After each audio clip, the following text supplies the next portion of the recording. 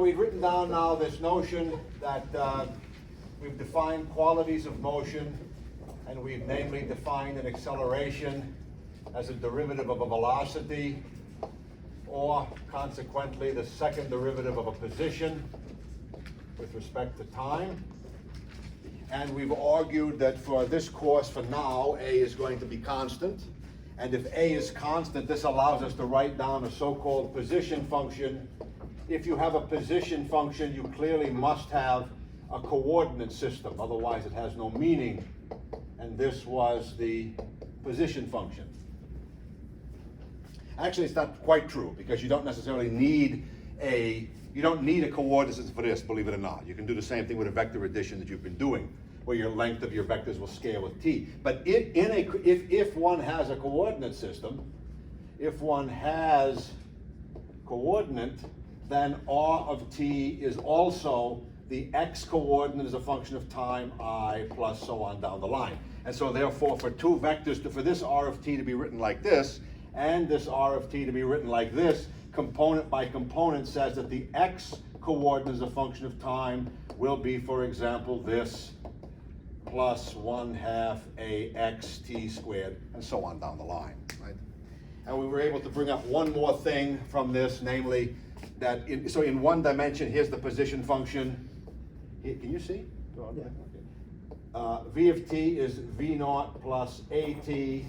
And lastly, we then showed, if you wish to combine these two together, we just showed that the position here is velocity as a function of speed as a function of when.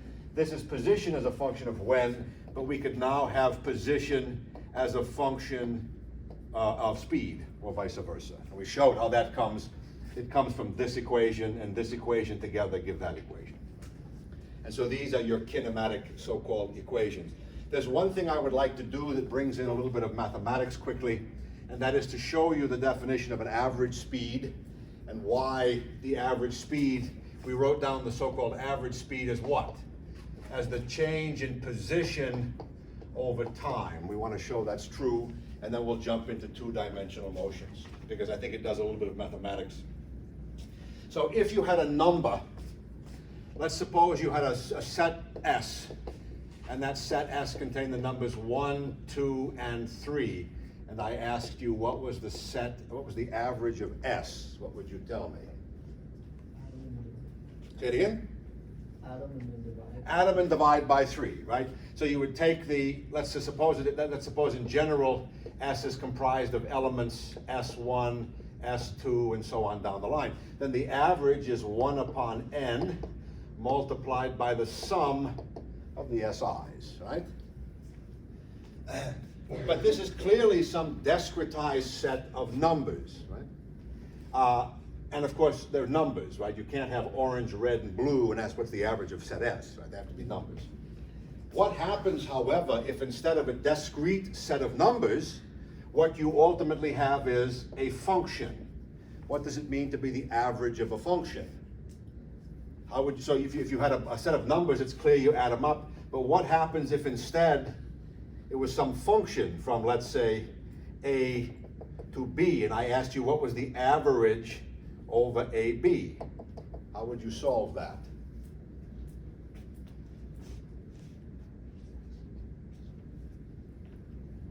People dropping, you're just missing. This is nice, we're getting smaller. That's a good thing. How would you do that? What's the average of a function? Change of A over. That's part of it. It's not so clear, because what do you mean by this? This is a number, that's a number. How do you then take the average of a function? Can you think of a way where you might be able to apply this here? Because you want to approximate, I mean, this is basically a bunch of numbers, and you might say to yourself, okay, that might be the average or something. How would you do that? What happens if I picked, say, this point and this point? I had 2 points. I took that value, added them together, divided by 2. Say it again.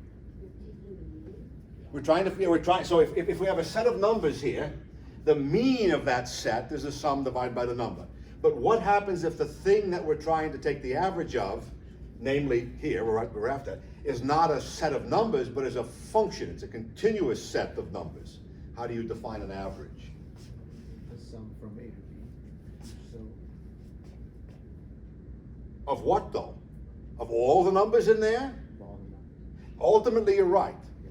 So what you can do is you can define what's called a partition, and you can partition this set A and B. So the partition of the set A and B is a set of points, x1, x2 to xn, let's say. So suppose you pick this point, this point, this point, this point, and that point. You then take the function's value at those points and do exactly this. So the average value of the function over the interval AB is the sum of f of xi, where this is over the partition, and you divide by the number of elements, right? How do you get better and better and better? You take more and more points, correct. And so now you can say to yourself, this can be a random set of numbers as long as they're contained in a partition. What we can do is, let's suppose that we take equal size intervals. So what I'm going to do is that I'm going to say that the partition is, the size of the partition is given by b minus a upon n. So I just chop it up into n little pieces, and each one will have a size delta x.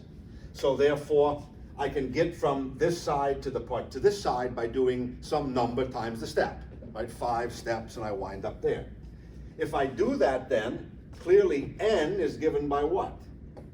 B minus a upon delta x, right? So then if I substitute this result into here, what do I get? I get 1 upon b minus a, the sum of f of xi, and then this thing, because it's the same for all of them, comes in. So now instead of taking 1,000 steps, I take an infinite number of steps. I let the limit of n go to infinity. And what does that turn into? What? The integral. So then if I do that, then this thing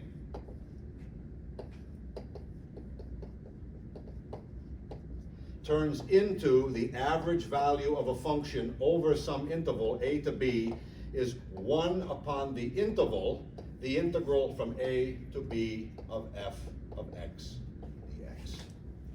Okay, that's the average of a function. Maybe you've seen that in calculus. I hope you have, but maybe not, yes? Yes. You have seen it. Why doesn't you say that then? Now, if this is the average value of, can you even see that? Can you see it from your side? Who are you? You made it before? Have you? Yeah. Okay. Okay, yes, good.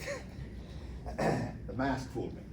So if this is the function, now, let's suppose that we're talking instead about, we want the average of the velocity. So if we're after this, the average of the velocity. So if we do that, what do? Well, we take the integral of the velocity function. So if I'm after the average value of the velocity, that should be from some time to some other time. Let's suppose I'm interested in knowing the average velocity from 0 to t seconds. Then it becomes 1 upon t, because it's t minus 0. That becomes not a spatial, but it's temporal interval. The integral from 0 to t of v of t dt, right? But v of t dt is what? This becomes 1 upon t, the integral from 0 to t of v naught plus a t dt. But we did this not long ago. What does this integral turn into? Position.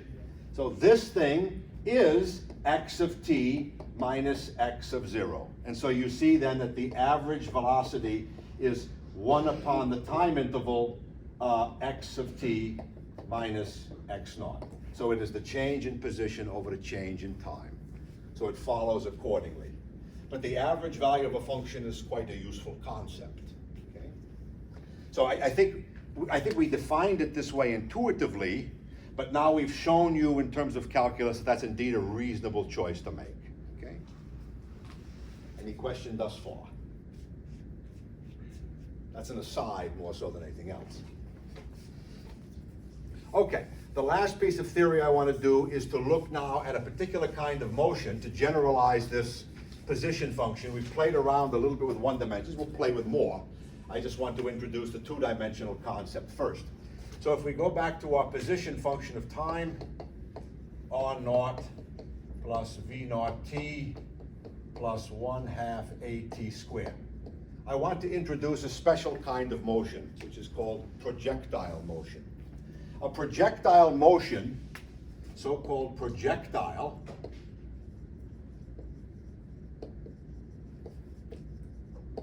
is a motion occurring only under influence of its weight. Only under the influence of its weight. So for example, is pushing this pencil from here to here a projectile motion? Because I'm using my hand. Is it a projectile motion right now? Yes, that is a projectile motion. Is this a projectile motion? Yes. Is this a projectile motion? Yes. Anytime the only thing changing the motion is the weight of the object, that is a so-called projectile motion. Okay?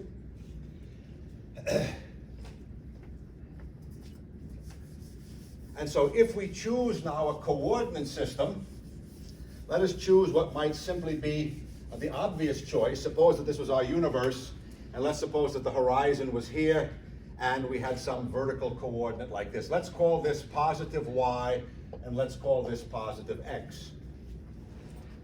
Then the acceleration in a projectile motion is simply given by minus gj in this coordinate system, where we call this I and we call this j.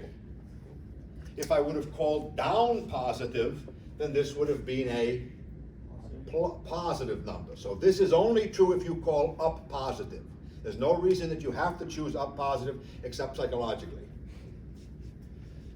So this is the only acceleration. And it's a constant, and this number g, which we'll define later, is the so-called acceleration due to gravity, and it's numerically given by 9.81 something or other meters per second squared, but it's perfectly fine to say 10 meters per second squared for calculation, or 32 feet per second squared. Those are equivalent numbers in the various units. And it's simply due to the, now, this is only true on the surface of the earth. It is not true on a mountaintop, it is not true on the moon, it is not true at somewhere high above. It is only true, it's also not true down on the ground. It is only true at the earth's surface. We'll write down the general expression in a few weeks, and you'll see what it is. Here's a cute little example for you. What happens if you drill a hole through the earth? Imagine drilling a hole right through the center of the earth. So you start here in Bakersfield, drill down, pass through the center, go out, yes? As you're falling, then as you get to the center, don't you slow down? And then as you pass it, don't you again get faster and faster, and then you slow down again as you get to the other side of the earth? Wouldn't that be the case? Right, yes. So what you do, exactly. So if you fall toward the center of the earth, you're speeding up all the time that you go. The reason that you stop here is because you hit the ground. But if there's no ground, you keep going faster and faster. Then all of a sudden you reach the center of the earth. Now what happens to you? It changes what up is. And now you're traveling this way, but now up is this way. So you slow down. When do you come to rest? Suppose there's a hole right here and I jump into it. Some of you may wish that. I jump into the hole here and I go down. Where do I emerge? When do I all of a sudden come up and stop at rest and wave to the class in Australia or whatever? Right here. Right? I fall right the way down, and when I reach the equivalent surface of the earth, I'll come shooting up to a hole, pop into the classroom, wave to you, and then continue again back down. And I will continue this oscillatory motion up and down. You just continue up and down, yes. You get bored of it. Then you step off to the side, right? So we'll talk about, that's a very powerful thing called simple harmonic motion. Unfortunately, simple harmonic motion is something which is usually put to the last couple of weeks of the class, but it's really nature. Nature is simply, everything is based on vibration, and vibrations are simple harmonic motion. So I'm going to try to throw some of that material in a little more frequently so we develop an intuition of simple harmonic motion. Because if you want to do anything involving mechanical engineering, or anything that vibrates, you need to understand simple harmonic motion for sure. So I'll try to throw a little more of that in. So if this choice is made, what becomes of our coordinate, of our position equation? Well, now that we have coordinates, we can write this in terms of coordinates. And so therefore this turns into what? It turns into x of t is equal to x naught plus v naught x of t plus 1/2 ax t squared. And y of t turns into y naught plus v naught y of t plus 1/2 ay t squared. But what is true in the x so-called equation? There's no gravity like this. Correct, because the a is a vector. Notice that there's a vector a here. This vector is 0, comma, minus g, comma, 0. So this term vanishes because there is no acceleration in the horizontal direction. And so if that's the case, now it doesn't say anything about these, and we'll play with those. So the equations of projectile motion turn into, given this coordinate system, which is sort of intuitive psychologically, x of t is where you start, plus the speed you're moving with times time, and y of t is where you start, plus the speed you start moving with, minus 1/2 gt squared. These are the two equations of so-called projectile motion. Okay? And understand the assumption. They imply that there's only something down and that there's only the weight manipulating the motion.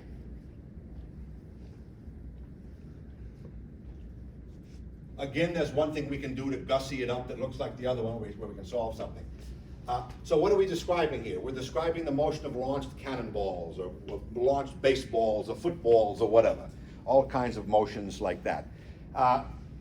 Anytime you drop something, that's a projectile, believe it or not. It doesn't mean you've thrown it. A projectile could be something dropping from the sky. So we'll do all kinds of problems like this. And you should have seen, did I submit something, did I put something on the computer called Ramblings about kinematics or something like that? I did. So in there's other examples to see too, but we'll do something else. Let's suppose we have a problem like this. So what do I mean by this now? Well, the initial positions and so on. Well, if we launch something from the origin of our coordinate, imagine we have a little cannon here or something like that. Here's a little cannon.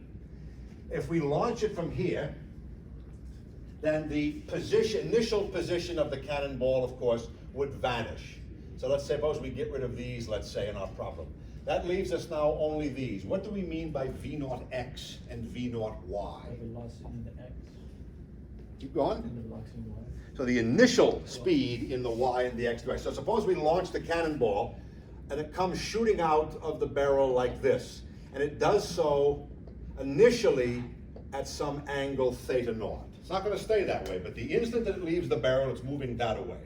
Then all of a sudden the gravitation, why is it not projectile motion right here? Using the cannon. What about it? Using it to launch it, right? Yes, and so the ball is falling down, but there's a normal force of the cannon pushing it up. So it does not satisfy only under the motion of its own weight. But once it leaves the barrel of the cannon, there's nothing else acting on it save its weight. So it's a projectile motion problem from there. We'll do this problem soon when we talk about energy. But this problem for now, so the cannon has left the barrel, okay? And it heads off with some initial speed given by this. Okay, so here is V naught. But remember now, each of these components, whatever's happening here has nothing to do with what's happening here. So any of this has to apply only to one dimension. So that you can imagine breaking this velocity vector into something like this, which we might call V naught x, and adding it to something like this, which we might call V naught y, because remember, V naught is going to be V naught x plus V naught y, the rules of vector addition. So if this angle here is theta naught, then this angle here is theta naught, because this and that are parallel. and this and that bisect both of them, right? So they're the same angle. So you see in your triangle, here is this, here is V naught, and so here is the angle theta naught. So this component is V naught x, and this component is V naught y. And so in this choice, you see to yourself that this is the adjacent side, this is the adjacent side to that angle. Therefore, cosinus of theta naught is the adjacent side, that is the length of the projection along x over the hypotenuse. So V naught x is V naught cosinus of theta naught. And likewise, V naught y is V naught sinus of theta naught, because it is the opposite side. Now, some of you are going to be extremely tempted to write down x cosine, y sine. Don't do that. Because like a son of a bitch, I'll give you this angle one time and you'll be toast. Right? Because if I give you this angle, then it's no longer true. Because if I give you instead this angle here, then the x component is the adjacent, is the opposite side of that. So always depends on the picture. Right? Never remember general expressions like that. That's bogus. That's bogus. But in this picture, it works. So then now we can write our equations a little more simply, and we've got x of t is x naught plus v naught cosinus of theta naught t, and we have y of t is y naught plus v naught y sinus of theta naught t minus 1/2 gt squared. Okay? Understands how we got here, yeah? Let's do something with it.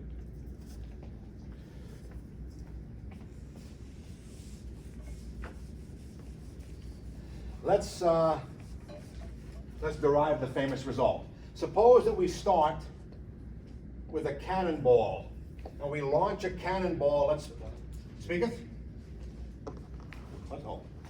Let's launch the cannonball right here, and we'll launch it at an angle theta naught. And we'll see a couple of cute little results. What angle do you have to launch with to get it to go as far as possible? 30. No. 45 seems more intuitive, right? We'll show mathematically that 45 gives you the maximal possible distance. Now here's the kicker.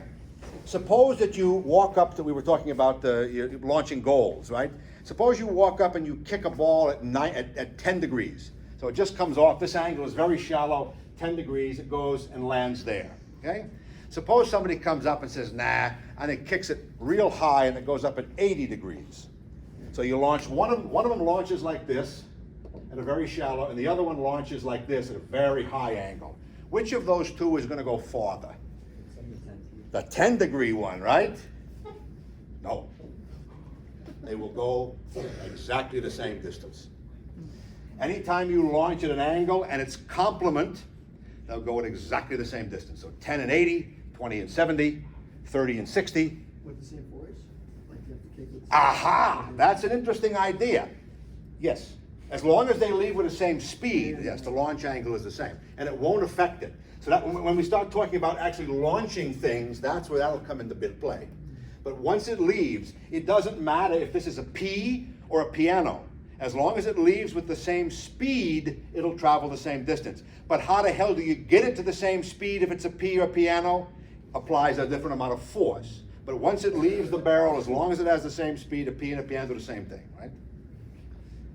Okay, so let's see here. Let's do it the long way, and then we'll see the beautiful way of doing it a simpler way. I want to ask you this question. Suppose that I shoot with a speed V naught equal to 100 meters per second.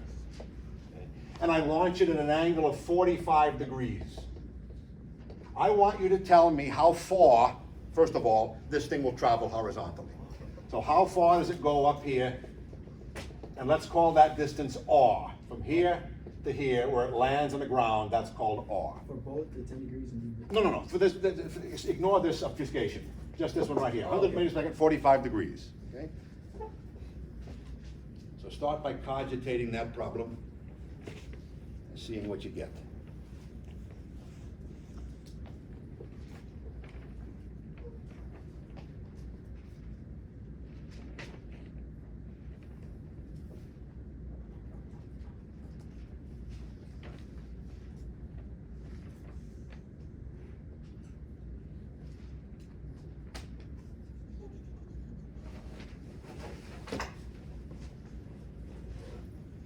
What's gonna be the thing that connects them?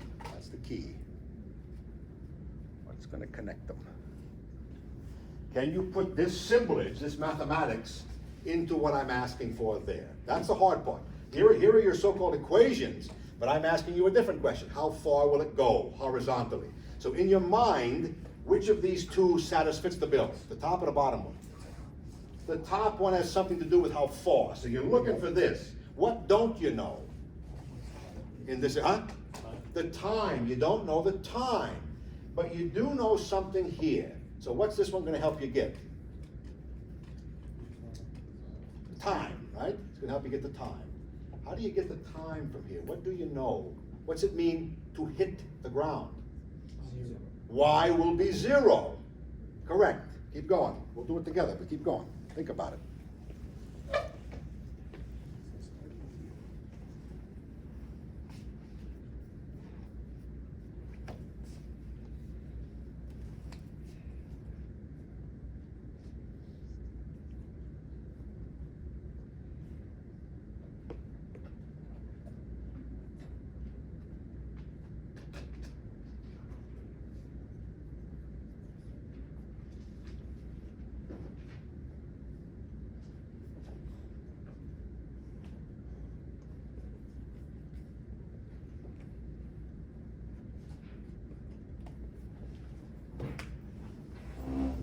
What's the matter? Confusion?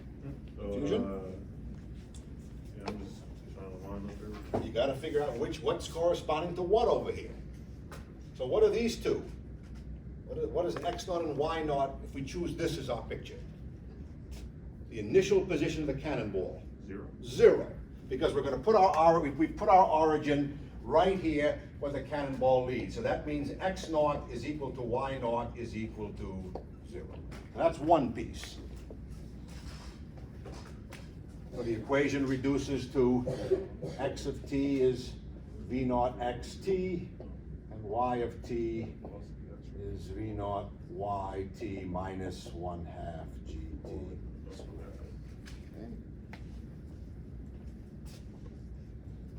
What about back there? Confusions?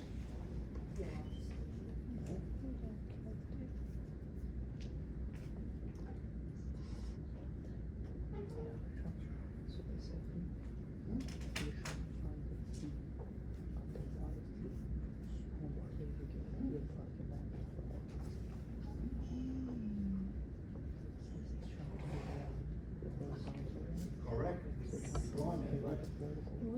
Over here. There you go. Yes, good, keep on going. Would I just see the meeting on the 100?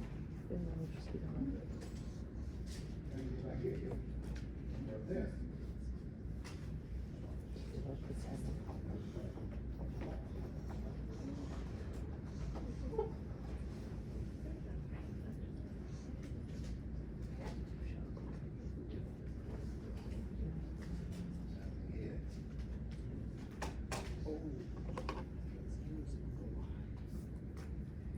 Keep going, on the right track. Not over here. Not over here. What'd you get? 1,000 meters, eh?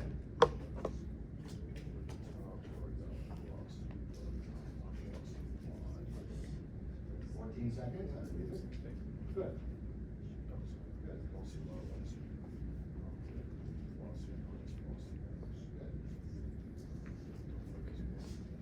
Back there, you.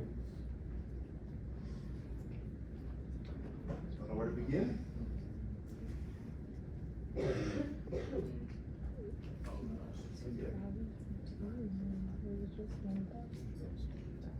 No, I don't know. The ground. Why would he want?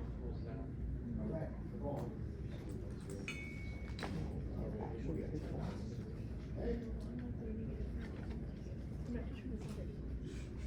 There you go.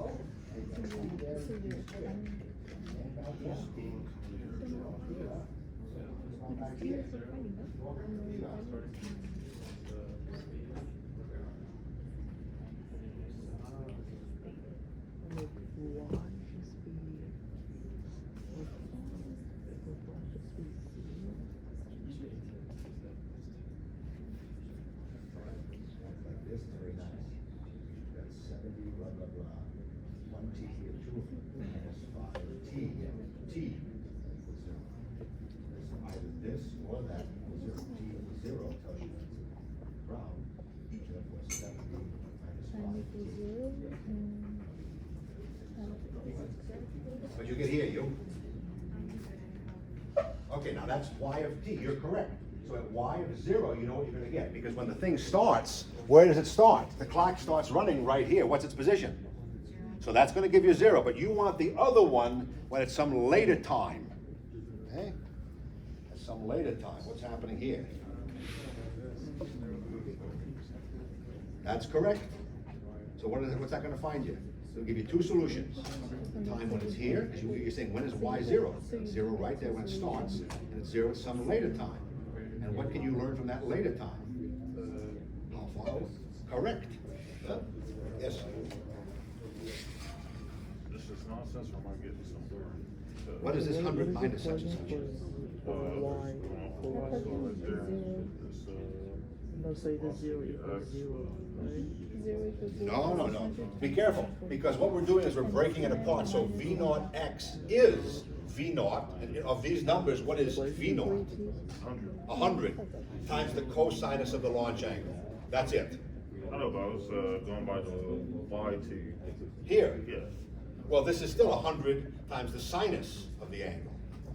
There's no subtracting anything. No, I thought that was a velocity of Y. It is V naught Y, V naught X. Oh, shit. Very good, thank you. Yeah, Oh, correct. alright, well, Whoops. What did you raise? What'd you get? Looks like people are converging on 1,000. That sounds familiar? Something? Okay, so let's see what happens here.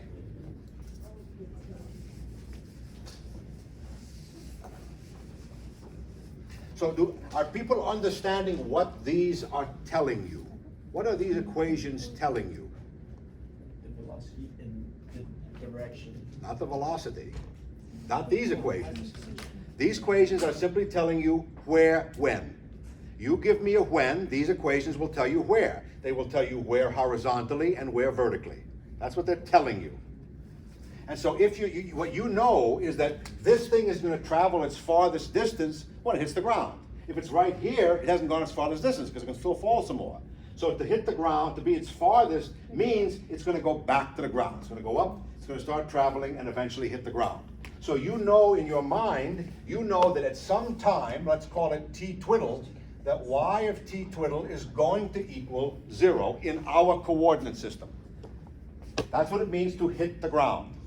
And so that occurs then at V naught sinus of the launch angle t twiddle minus 1/2 gt twiddle squared. And that has to be 0. And so if you write this accordingly, you get V naught sinus of theta naught, 1t, but there's 2 t's here, so it's minus 1/2 gt twiddle times t twiddle. And that has to equal 0. So there are two possibilities for this thing vanishing.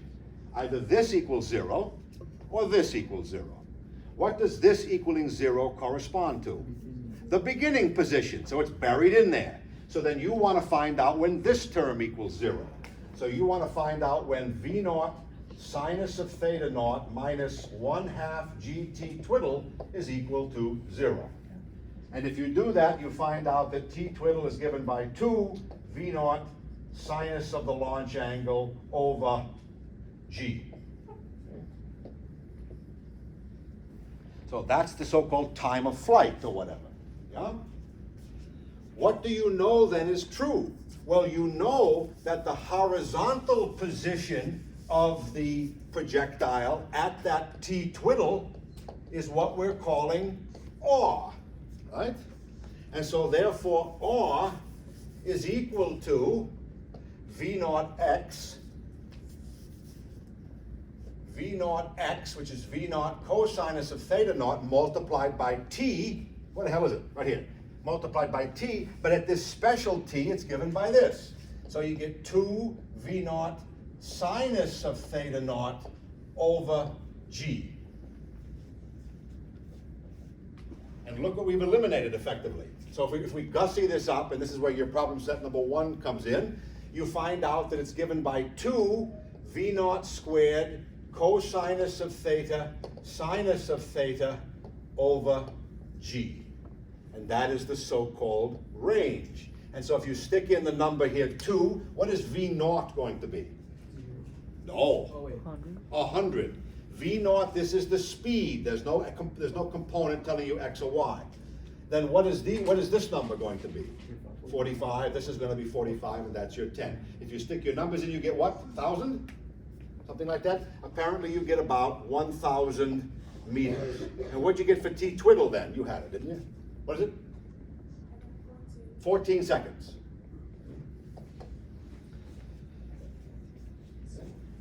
Now let's gussy this up so we can derive the famous range equation here.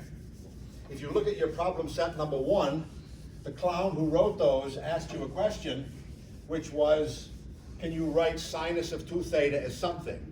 And so you should have seen that sinus of 2 theta was written as 2 cosinus of theta, sinus of theta. There's a reason that the clown did that. Was because now you can come right here and see you've got it, Sarah, and you're writing a mugs. And so this turns out to be V naught squared sinus of twice the launch angle over G. And this is the so-called range equation. So if you give it a speed, if you give it a launch angle on Earth, it will give you a range. What is the implicit assumption that went into this calculation? Are we going too fast?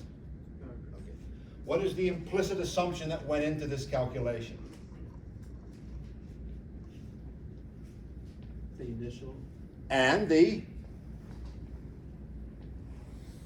final heights are the same.